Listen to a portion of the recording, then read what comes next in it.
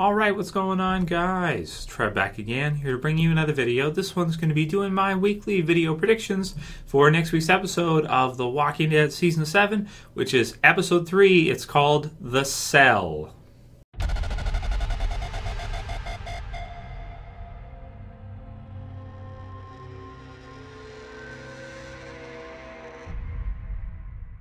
And spoiler warning if you're not caught up for Walking Dead. So if you guys didn't see my review for episode 2 of season 7, I'll put a link right here for it for the well. A lot of controversy about the episode already. I knew there was going to be. Anytime you get kind of a slower episode of Walking Dead, you get some people who, some people are adamant that the episode was really well written and it was great and it had good writing and that it should be given a really good score and this kind of thing. Then you have other people who are like, oh, it's boring as F, It sucked.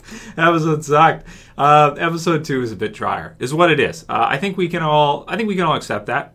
Even if you like the characters, even if you were into it, I think you can see objectively that it's definitely a slower episode than, what we're used to for Walking Dead. But I mean, they probably knew that because of the fact that they just had one of the biggest episodes ever with the season 7 premiere. So even in production, they probably knew, like, okay, now we've got to give them kind of a more relaxing, kind of more peaceful type of episode. After that, we don't want people to think that every episode people are going to be getting their heads bashed in and stuff like that. So, so you guys can write your comments below on what you think about that and check out the review video and you can discuss with everybody else. I do my reviews honestly. I give my scores and everything as I see it for the episodes. And if I'm really into an episode and it's really selling to me and it's really appealing and I'm really enjoying it, even if whatever it is, even if there's no action, but the writing is really great. Part of it is probably because I've read the comics so many times, so I already know all this stuff. So a lot of it for me is like, I already knew all that, so it's not that gripping when you already kind of know.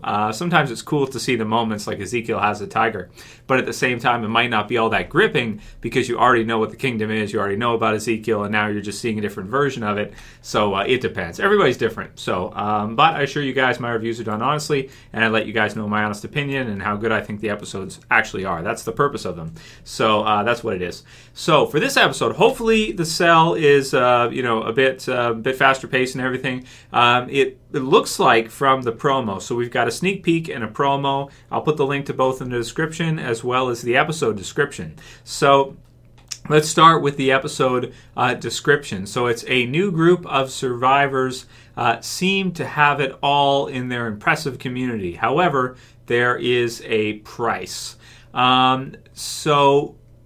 Yeah, of course, referring to the Saviors now. So we've had an episode 2, where we get to see the kingdom. It's kind of a brighter place. It's kind of a lighter place. It's kind of a more peaceful place, more relaxing type place. Now in episode 3, we're getting to see the sanctuary, the Savior's home ground, which is probably the opposite of all of that. So it should definitely be a little bit more of a kind of a darker, more exciting, gritty type of episode than episode 2 was. Which is fine. It depends on what you like and what you want to see.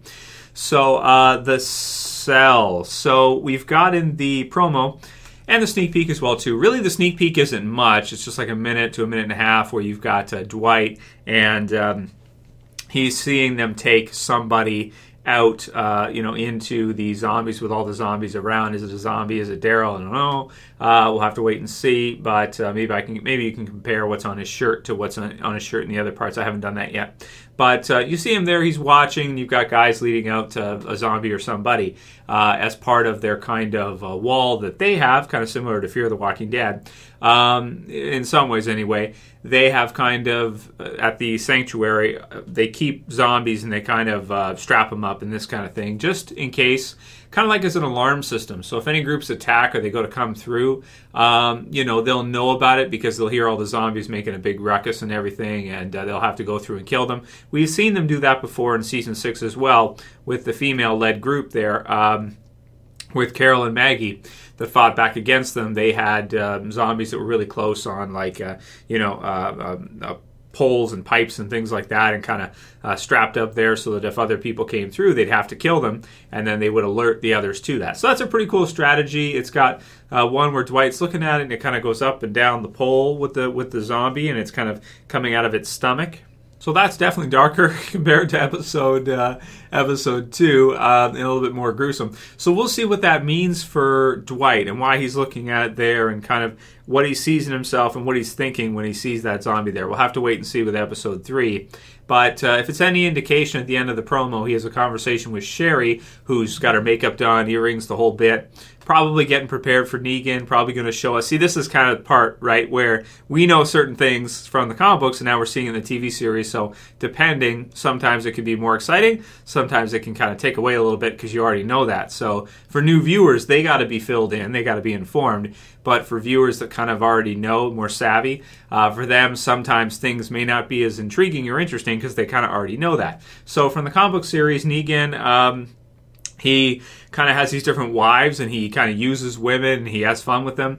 So it looks like maybe she's prettied up for him, and you have Dwight, who of course cares for her and has to give up his girl to Negan so that he can have fun with her or whatever.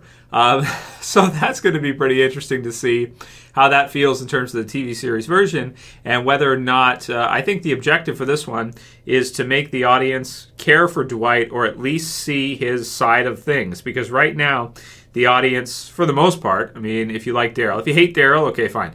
But 99% of the audience really likes Daryl, especially all the girls. He's like their favorite character. And he's actually more popular than Rick in polls, which is weird.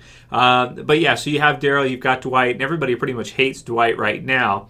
So it looks like this episode is going to probably be an attempt to kind of humanize Dwight a little bit more, to show the viewers why he does the things he does, and that maybe he's not all that bad of a guy. He's just in a situation with this guy named Negan. He's part of this system. He has to give up his wife or his girl. Maybe I don't think they're married, but his girl, so to speak. And whatever he's done, as she says, there's always more that he could do. Like, he could torture you, he could beat you, he could do all these kind of things. So maybe Dwight is having some thoughts about them trying to get out of there or something. Maybe Dwight kind of likes Daryl, but he has to do what he has to do anyway. And maybe he feels guilty about that. And maybe Daryl can change something inside of Dwight.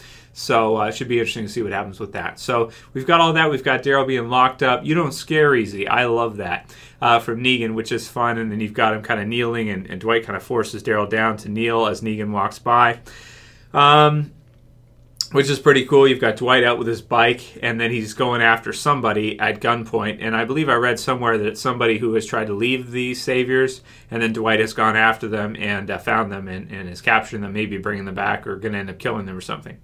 So I like that Negan kind of likes Daryl, but at the same time he has the strict rules that he has everybody to follow. And it's kind of like with Negan, he wants everybody to be scared of him.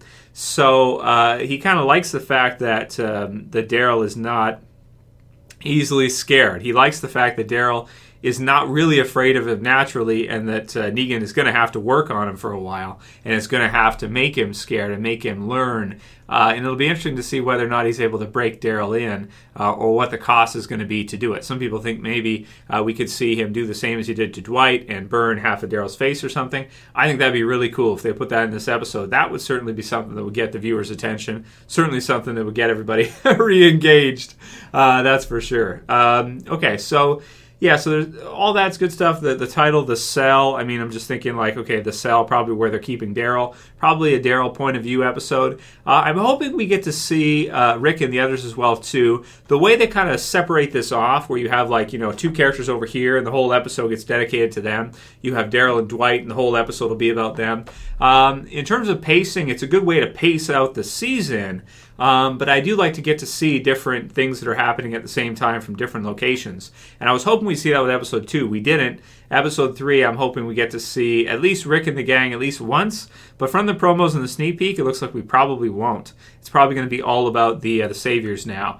At least Negan's there, right? Negan and Dwight and Daryl, I'm fine with that. It should still be a good episode. So we'll see. My expectations they're not super high, but they're high enough, and we're getting started with a new story now. We're getting started with a totally new arc, really, which is kind of the post-appearance of Negan. now what does it mean, and these different communities, how they interact, and how does Negan do things, which should be good to see. That should be compelling to see this week, so we'll see. Anyway, if you guys liked this video, you can write your predictions in the comments below. What do you think we're going to see? Do you think episode 3 is going to be awesome? Do you think it's going to be okay? Where are you at with it? I think it's going to be good. It should be a good episode. Let me know what you guys think. If you like this video, thumb it up below. You can also share, you can favorite, and if you're new and you want to subscribe, bottom left, go ahead and subscribe. That's it for this one. Check out the review if you guys missed it. Send me your questions for the Q&As. We'll start tomorrow with the Q&As. As always, it's Trev, and I'm saying peace. Later, guys. See you soon. You can share, you can favorite, you can subscribe. Hell, you're all going to be doing that.